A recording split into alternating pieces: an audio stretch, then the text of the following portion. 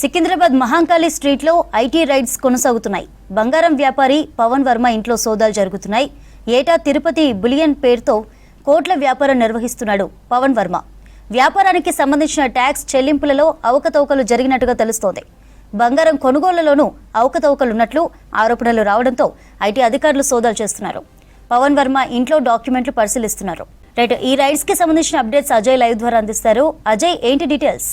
Yes Chandrika, బంగారు వ్యాపారస్తుల షాపులు, ఇళ్లలో ఐటీ అధికారులు ఏకకాలంలో సోదాలు నిర్వహిస్తున్నారు. దాదాపు మనకు అందుతున్న ఇన్ఫర్మేషన్ బట్టి హైదరాబాద్ నగరంతో పాటు వివిధ ప్రాంతాల్లో దాదాపు 15 చోట్ల కూడా ఐటీ సంబంధించిన రైడ్స్ ఈరోజు తెల్లవారుజాము నుండి కంటిన్యూ అవుతున్నాయి. ప్రస్తుతం మనం సికింద్రాబాద్ మహంకాళి స్ట్రీట్లో ఉన్నటువంటి పవన్ వర్మకు సంబంధించిన నివాసం వద్ద ఉన్నాము. ఇక్కడే తిరుపతి బులియన్ అనే దాని పేరుతోటి పవన్ వర్మ అటు షాప్ నిర్వహించడంతో పాటు దీనిపైననే అతని నివాసం ఉంది. సో ఇక్కడికి ఐటీ అధికారులు ఈరోజు తెల్లవారుజామున వచ్చారు. సో చాలా కాలంగా పవన్ వర్మ ఇక్కడ బంగారానికి సంబంధించిన వ్యాపారం నిర్వహిస్తున్నారు. ఇటు బంగార ఆభరణాలు, క్రయ విక్రయాలతో పాటు చాలా వరకు పవన్ వర్మ కొంతవరకు బంగారం సంబంధించి రా మెటీరియల్ కూడా సేల్ చేస్తుంటాడు అనేది కొంతవరకు మనకు అందుతున్న ఇన్ఫర్మేషన్. అయితే దాదాపు ఒక 2-3 ఏళ్ల నుండి ఇటు ఐటీకి సంబంధించి ట్యాక్స్ చెల్లింపు విషయం కావచ్చు, లేకపోతే ఇతరేతర అంశాల్లో పూర్తి స్థాయిలో అవకతవకలకు పాల్పడ్డారు అనేది ప్రధానమైన ఆరోపణ. అలాంటి ఇష్యూస్ రేజ్ అయినాయి కాబట్టి ఐటీ అధికారులు ప్రస్తుతం దాడులు నిర్వహిస్తున్నారు అనేది ప్రాథమికంగా మనకు అందుతున్న information. At the same time ఇటు బంగారు ఆభరణాల క్రయ విక్రయాలతో పాటు అక్కడ వచ్చిన రాబడి, అక్కడ వచ్చిన ప్రాఫిట్ మొత్తం కూడా ట్రేడింగ్ కూడా పెడుతున్నట్టు పవన్ వర్మ కొంతమేరకు సమాచారం ఉంది. సో ఇక్కడ తిరుపతి బులియన్ అనే ఒక షాప్ పేరుతోటి మొత్తం కూడా బంగారు వ్యాపారము పవన్ వర్మ నిర్వహిస్తున్నాడు. కాబట్టి ఈ బంగారు వ్యాపారానికి సంబంధించి మెయిన్గా బంగారు ఆభరణాలు కొనుగోలు చేసిన తర్వాత ఇక్కడ ఏ రేట్కి సేల్ చేస్తున్నాడు, సో నెలవారీగా ఎంత మేరకు బిజినెస్ జరుగుతుంది, సో ఏడాది పాటు ఎంత మేరకు బిజినెస్ జరుగుతుంది, దానికి సంబంధించిన ఫినాన్షియల్ ట్రాన్సాక్షన్స్ అనుకోవచ్చు. ఆ బిజినెస్ సంబంధించి ఎవరైతే ఇటు వ్యాపారాలు చేస్తుంటారో వాళ్ళకు వచ్చే ప్రాఫిట్ సంబంధించి దానికి తగ్గట్టుగా కూడా ట్యాక్సులు చెల్లించాల్సి ఉంటుంది. కానీ ట్యాక్స్ చెల్లింపు విషయంలో చాలా వరకు జాప్యం చేయడము, ట్యాక్స్ చెల్లించకుండా మొత్తం కూడా అవకతవకలు పాల్పడతారు. కాబట్టి సో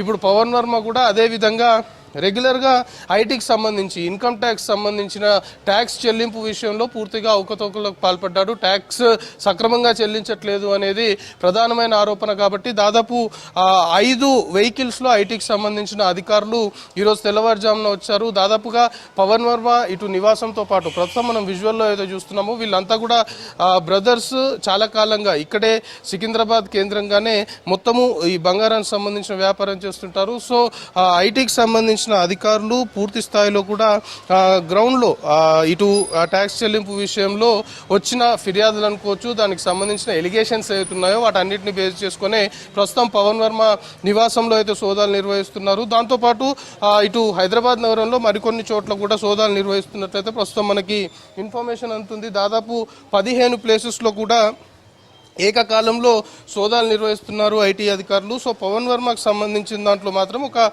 స్పెషల్ టీమ్స్ అన్ని కూడా ప్రస్తుతం రంగంలోకి దిగాయి. ఎక్కడికక్కడ ఇటు తిరుపతి బులియన్ అనే దానికి సంబంధించిన అఫీషియల్ బ్యాంక్ స్టేట్మెంట్స్ అనుకోవచ్చు, లేదా ఫినాన్షియల్ ట్రాన్సాక్షన్స్ అనుకోవచ్చు, మెయిన్గా షాప్లో ఉన్నటువంటి జ్యువెలరీకి సంబంధించి కావచ్చు, గోల్డ్ ఆర్నమెంట్స్ సంబంధించిన డీటెయిల్స్ ఏవైతే ఉంటాయో ఆ రిజిస్టర్స్ అన్నింటినీ కూడా క్లియర్గా ఐటీకి సంబంధించిన అధికారులు పరిశీలిస్తున్నారు. మెయిన్గా ట్యాక్స్ చెల్లింపు విషయంలో ఏ విధంగా ట్యాక్స్ సంబంధించి చెల్లింపులు చేసేవారు, ట్యాక్స్ చెల్లింపు విషయంలో కావచ్చు, లేకపోతే వచ్చే ప్రాఫిట్ సంబంధించి దాని ఫినాన్షియల్ స్టేటస్ ఏ విధంగా ఉంది, దానికి తగ్గట్టుగా ట్యాక్స్ సంబంధించిన చెల్లింపులు చేస్తున్నాడా లేదా అనేది మొత్తం కూడా వెరిఫై చేయాల్సిన అవసరం ఉంది. కాబట్టి దానికి సంబంధించిన వెరిఫికేషన్ అనేది జరుగుతుంది. మొత్తము ట్యాక్స్ల చెల్లింపు విషయం అనుకోవచ్చు, మెయిన్గా ఇటు పవన్ వర్మకు సంబంధించి అటు పర్సనల్ అకౌంట్స్తో పాటు ఇతరేతర షాప్స్ సంబంధించిన అకౌంట్స్ మొత్తం కూడా బ్యాంక్ సంబంధించిన స్టేట్మెంట్స్ అన్నింటిని కూడా ప్రస్తుతం ఐటీకి సంబంధించిన అధికారులు పరిశీలిస్తున్నారు. మనకి ఆఫ్ ది రికార్డ్ అందుతున్న ఇన్ఫర్మేషన్ ని బట్టి